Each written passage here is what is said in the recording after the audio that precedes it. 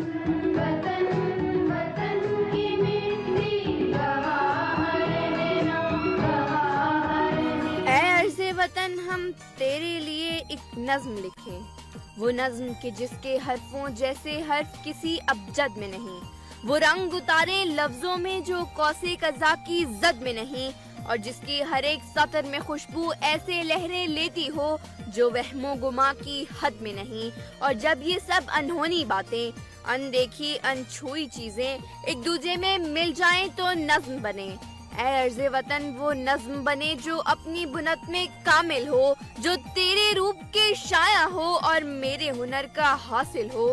اے عرض اما، اے عرض وطن تو شاد رہے، آباد رہے، میں تیرا تھا، میں تیرا ہوں، بس تجھ کو اتنا یاد رہے اس کشت ہنر میں جو کچھ ہے کب میرا ہے، سب تجھ سے ہے، سب تیرا ہے، یہ حرف و سخن، یہ لوح و قلم، سب تجھ سے ہے، سب تیرا ہے۔ وطن کی مٹی